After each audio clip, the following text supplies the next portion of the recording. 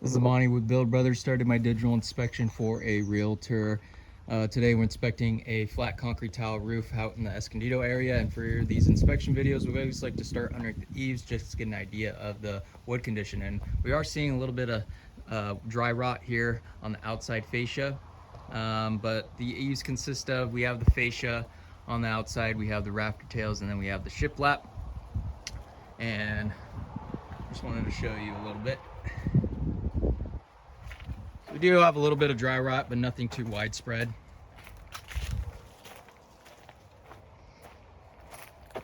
Now we do have drip edge and bird stop on this roof, which is a good sign. Drip edge is that metal flashing that goes along the perimeter, helps mitigate any water away from the wood so it doesn't soak into there. And then the bird stop keeps any debris or critters out of there from getting underneath the tiles. Something I noticed this was pretty unique is the way that these tiles are arranged. So looks like every other tile lays down a little bit further. So this is definitely a unique detail you don't see too often. So I thought that was pretty cool. Looks like all of the penetrations appear to be sealed. So that is a good sign. The most important part of a tile roof is always going to be the underlayment. This is essentially what protects the roof. The tiles virtually last forever, but it's the underlayment that needs to get replaced every so often, every 30 years or so. And on this roof, right, these tiles are pretty good in place. I don't want to disturb them too much, but from the ones that I did see underneath, the paper appears to be very granular to the touch and doesn't appear to be too weathered. So my guess is this roof was done very recent. One thing I did notice is that the ridge cap has some broken mortar on this portion. So that'll definitely need to get addressed to prevent any further damage.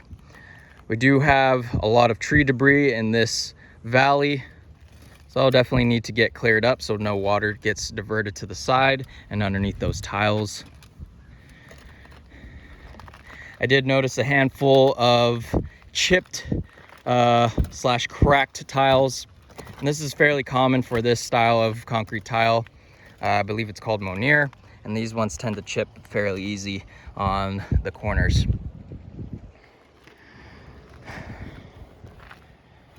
Another thing I noticed that wasn't on this roof is any exhaust ventilation. So as of now, all that hot air that goes up in the attic space, it has nowhere to escape, right? So it definitely affects the efficiency of this home. And if we take a look at the neighbors, they have low profile O'Hagan vents. So this is what we typically use on a new roof. Another thing to note is we get a ton of sun out here in Escondido like we are today. I believe this house would be an amazing candidate for solar, and I could see this house having something very similar to what the neighbors have. They have a beautiful solar system set up, and I think this house would benefit greatly from that.